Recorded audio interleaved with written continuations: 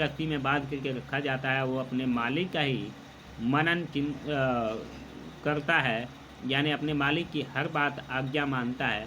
ठीक वैसे ही मानव को भी चाहिए कि ईश्वर के द्वारा बनाए हुए भक्ति रस इत्यादि जो भी हैं, उसके ईश्वर के नियमों का पालन करे और ईश्वर के भजन मनन में ही लिप्त रहे।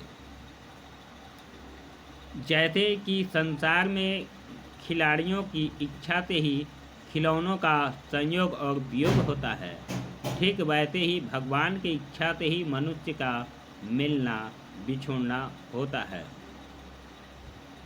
जैसे कहते हैं कि तुम लोगों को जीव रूप में नित्य मानो या देह रूप में अनित्य अथवा जड़ रूप में अनित्य और चेतन रूप में नित्य अथवा शुद्ध ब्रह्म रूप में नित्य अनित्य कुछ भी न मानो, फिर भी किसी भी अवस्था में मोहजन्य आसक्ति के अतिरिक्त वे शोक करने योग्य नहीं होता है।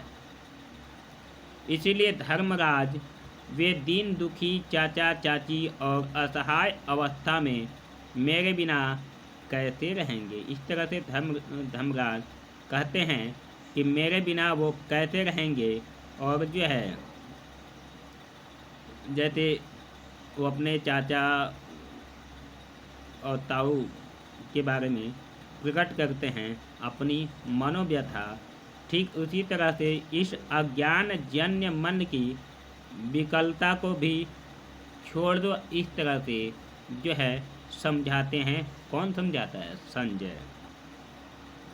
यह 5 भौतिक शरीर काल कर्म, यानी ये शरीर 5 भौतिक कर्म में विभाजन है। जैसे शरीर काल कर्म और गुणों के बस में हमारा शरीर रहता है। अजगर के मुंह से पड़े हुए पुरुष के समान यह पराधीन शरीर दूसरों की रक्षा ही क्या कर सकता है। यानी हमेशा काल से घिरे हुए शरीर जो है ये दूसरे की क्या रक्षा करेगा। और सही मायने में अगर देखा जाए तो सही बात है कि हमारा शरीर हमेशा काल के ग्रास के मुंह में ही होता है। कब किसकी मृत्यु आ जाए ये कोई नहीं जानता है। किसी की अल्पायु होती है, किसी की क्षीण आयु होती है, किसी की जो है पूर्ण आयु होती है। तो हमारा शरीर हमेशा जो है काल के ग्रास में ही होता है। काल भगवान कब हमें अपना ग्रास बना ले ये कोई नहीं जानता। इसलिए हमेशा ईश्वर की